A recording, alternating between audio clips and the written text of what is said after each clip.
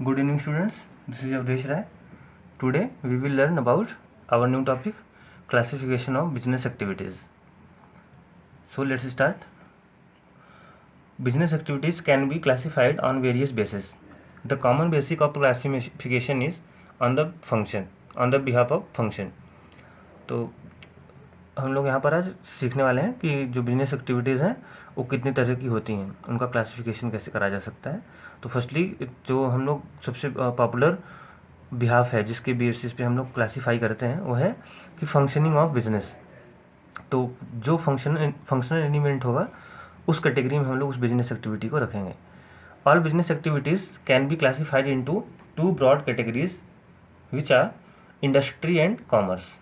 तो इसको हम लोग ब्लॉक डायग्राम फॉर्म में समझते हैं। बिजनेस एक्टिविटीज़ को दो ब्रॉडर कैटेगरी में क्लासीफाई कर सकते हैं। एक को क्या बोलेंगे, इंडस्ट्री, दूसरे को कॉमर्स। तो जो इंडस्ट्री है, दो सेक्टर हो गए इसके on the behalf of function, industry और कॉमर्स। अब इंडस्ट्री के फर्दर 3 सेक्शन, पहला primary sector industry, secondary sector industry and tertiary sector industry. ऐसे ही जो कॉमर्स है उसके भी 2 अलग अलग सेक्टर, फर्स्टली है ट्रेड और दूसरा है एड्स टू ट्रेड। इसके साथ समझते हैं हम लोग कि इंडस्ट्री किसको कहते हैं। तो कोई ऐसी जगह, कोई ऐसा लोकेशन जहाँ पर एक रॉ मटेरियल दिया जाए और उस रॉ मटेरियल से कोई फाइनल प्रोडक्ट बनकर आ जाए, तो उसको हम लोग इंडस्ट्री बोलेंगे। सपोज़ कि अगर हम लोग को बिस्किट बनाना हो तो वहाँ पे रॉ मटेरियल क्या क्या लग सकता है। उसकी पैकिंग के लिए पेपर चाहिए, फ्लोर चाहिए, आटा चाहिए, शुगर चाहिए। इन सारी थिंग्स को मिला के बिस्किट के जो पैकेट से प्रिपेयर किए गए, तो जहाँ पर वो पैकेट प्रिपेयर करा जाएगा उसको हम लोग क्या बोलेंगे, इंडस्ट्री। ओके। दूसरा है कि जब हम लोग बिजनेस को पढ़ रहे थे कि व्हाट इज़ बिजनेस, तो कभी भी जो इकोनॉमिक एक्टिविटीज़ है उसको परफॉर्म करने के लिए जो मोटिव हो, इकोनॉमिक पैसा अर्न करना जो मोटिव है, उस पार्टिकुलर फिनोमेना को, प्रोसेस को बिजनेस कहते हैं। तो पहला तो हो गया कि उसको हम लोग इंडस्ट्री के फॉर्म में समझ सकते हैं। दूसरा है उसको कॉमर्स के फॉर्म में समझ सकते हैं। जैसे कि वहाँ पे हम लोग को कुछ बनाना नहीं है, सिंपल सा है कि हम लोगों ने थिंग को परचेज किया, 5 रुपये का परचेज किया और हम लोग का टारगेट है कि उसको 6 रुपीज़ का बेच दें। तो जब सेल करेंगे उसको, तो जो वैल्यू है, जो यहाँ पे फिनोमेना होगा उसको हम लोग क्या बोलते हैं, कॉमर्स। और उसकी 2 कैटेगरी क्या है, ट्रेड और एड्स टू ट्रेड। फिर इसका देखते हैं इंडस्ट्री जो है उसके क्लासिफिकेशन थे 3। प्राइमरी इंडस्ट्री, प्राइमरी मतलब कि ऐसी इंडस्ट्री जो सबसे बड़ा रोल प्ले करती हूँ किसी पर्टिकुलर सोसाइटी को चलाने के लिए। तो प्राइमरी इंडस्ट्री के फिर टाइप्स होंगे, extractive industry, genetic industry.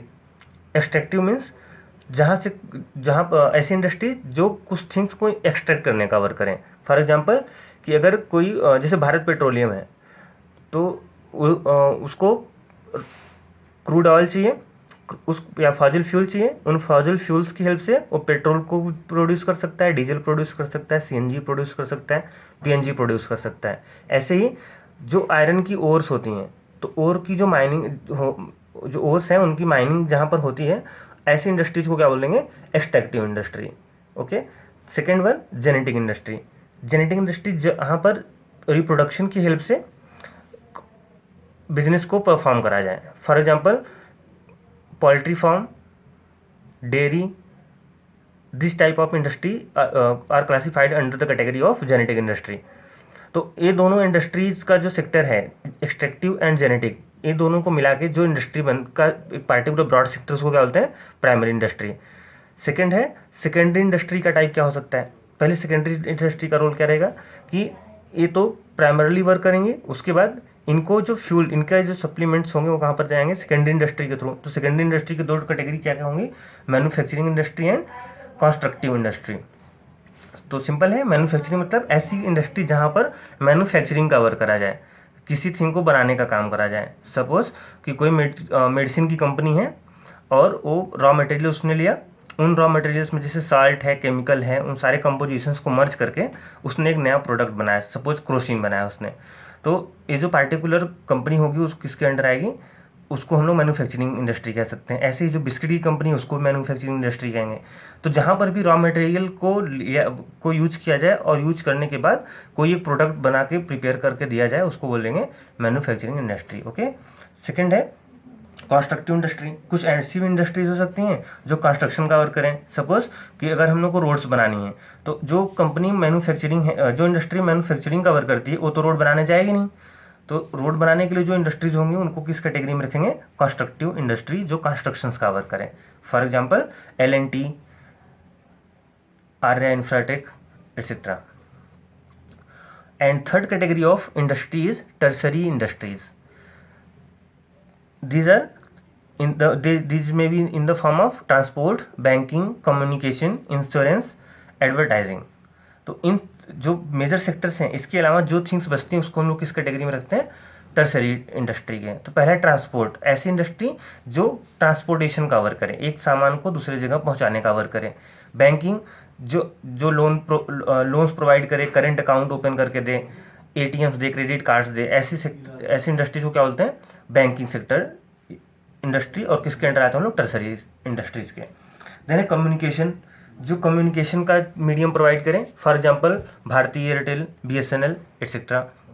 Insurance, जो इन पार्टिकुलर कंपनीज को, इन इंडस्ट्रीज को एक फैसिलिटी प्रोवाइड करे कि अगर उनके यहाँ कुछ डैमेज होता है तो उसको वापस से रिकवर करने के लिए जो अमाउंट लगेगा वो जो इन कंपनी रिकवर करके देती है उसको इंश्योरेंस सेक्टर कंपनी कहते हैं, जो टर्सरी में सेक्टर के अंडर आता है। इसके बाद में लास्ट है एडवर्टाइजिंग, जो एडवर्टाइज करने का वर्क करें। ओके, अब देखते हैं हम लोग कॉमर्स वाले, कॉमर्स सेक्टर को। तो पहला है ट्रेड। ट्रेड अभी हम लोगों ने समझा ट्रेड क्या होता है कि एक जगह से थिंग्स को लेना, परचेज करना और उसको रीसेल करना। उसके पीछे टारगेट क्या हो? इकोनॉमिक मोटिव हो कि पैसा अर्न करना मेन टारगेट हो। तो ऐसे थिंग्स को क्या बोलते हैं? ऐसे फिनोमेना को क्या बोलते हैं? ट्रेड।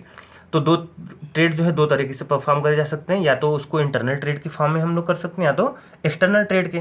तो जो विद इन कंट्री हो उसको हम लोग बोलेंगे इंटरनल ट्रेड, और जो आउटसाइड ऑफ कंट्री उसको क्या बोलेंगे? External trade. अब हम लोग अगर अपनी कंट्री में ट्रेडिंग करनी है तो ट्रेडिंग करने के लिए हम लोग के पास क्या ऑप्शंस हैं? या तो हम लोग रिटेलर हो सकते हैं कि कंज्यूमर्स को हम लोग गुड्स को सप्लाई करें, या होलसेलर हो सकते हैं कि जो रिटेलर्स हैं उनको हम लोग गुड्स को सप्लाई करें। तो internal trade with in country जब हम लोग ट्रेड करते हैं तो दो तरीके होंगे उसके। या तो रिटेलर, एज ए रिटेलर का वर्क क्या होगा? वो डायरेक्टली कंज्यूमर को गुड्स प्रोवाइड करते हैं, एंड होलसेलर रिटेलर्स को गुड्स प्रोवाइड करते हैं। इसके साथ दूसरा तरीका क्या हो सकता है? एक्सटर्नल ट्रेड, कि हम लोग किसी और कंट्री से बिजनेस एक्टिविटीज परफॉर्म करें। तो उसमें क्या क्या करा जा सकता है? एक्सपोर्ट, मतलब हम लोग यहाँ कुछ थिंग्स प्रोड्यूस हुई और उस थिंग्स को हम लोग किसी और कंट्री में बेच दिया हम लोगों ने, उसको क्या बोलेंगे? एक्सपोर्ट। दूसरा तरीका हो सकता है किसी और कंट्री से सामान खरीद के अपने यहाँ लाएं अपनी कंट्री में और उसको सेल करें, और उसके पीछे मेन टारगेट क्या हो? पैसा अर्न करना, तो उसको क्या बोलेंगे? इम्पोर्ट। फिर से एक्सपोर्ट मीन्स अपनी कंट्री से किसी थिंग को बाहर की कंट्री में सेल करना। उसका अपोजिट बाहर की कंट्री से किसी थिंग को अपने यहाँ लाना क्या कहलाएगा? इम्पोर्ट। इसके साथ और भी है इंटरपोर्ट। आज एक न्यू ट्रेंड है इंटरपोर्ट। इसका मतलब होता है कि जैसे सपोज करते हैं कि सऊदी अरेबिया में इंडिया का कोई जो सामान है वो बहुत महंगा हो जाता है। मान लो 5 रुपये का सामान है इंडिया में और सऊदी अरेबिया में वो बिकता है 15 रुपीज़ का। तो और एक कंट्री है, ये इंडिया का है और यह सऊदी अरेबिया। एक और कंडीशन हो सकती है कि सपोज अफगानिस्तान एक कंट्री है, वहाँ पे ये वाला जो प्रोडक्ट है इसको 7 रुपीज़ का ख़रीदा जाए और इस वाली कंट्री को 12 रुपीज़ में बेच दिया जाए। तो जो अफगानिस्तान कंट्री है इसके यहाँ वो गुड्स प्रोड्यूस नहीं हुई, इसने क्या किया? इंडिया से उसको परचेज़ किया। परचेज़ करने के बाद उसने खुद कंज्यूम भी नहीं किया। परचेज़ करने के पीछे रीज़न क्या था उसके पास? कि वो सऊदी अरेबिया को प्रोडक्ट सेल करना चाहता था। तो जो ये फिनोमेना है, किसी एक कंट्री से सामान को परचेज करो और कंजम्पशन के पर्पज़ से नहीं, उसको वापस से किसी और कंट्री को रीसेल करने के पर्पज़ से, तो ये जो ट्रेंड है इसको क्या बोलते हैं? इंटरपोर्ट। इसके साथ जो ट्रेड सेक्टर है इसको जो फ्यूल, जो सप्लीमेंट का वर्क करता है इनके लिए, उसको क्या बोलते हैं? Aids to trade. इनके बिना जो ट्रेड है वो पॉसिबल नहीं हो सकता। तो पहला है उसमें ट्रांसपोर्ट। सिंपल सी थिंग है, अगर कोई रिटेलर है और वो मेडिसिन सेल करता है, अगर उसके पास मान लो 500 यूनिट्स मेडिसिन की आ गई, तो एक तो दिन ऐसा जरूर आएगा कि जब 500 यूनिट्स उसकी सेल हो जाएंगी। तो जो वापस से स्टॉक को मेंटेन करने का टर्म है, जो स्टॉक मैनेज करने के लिए जो सबसे बेसिक थिंग होगी उसके लिए किसकी रिक्वायरमेंट पड़ेगी, ट्रांसपोर्ट की। और जो 500 यूनिट्स हैं वो किसी जगह से चल के वापस से उस शॉप पर आने वाली रहेंगी।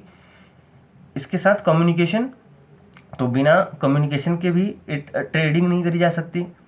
फिर बैंकिंग एंड फिनेंस, जो ये प्रोसेसेस हैं इन सब के लिए बैंकिंग और फिनेंस की भी रिक्वायरमेंट होती है।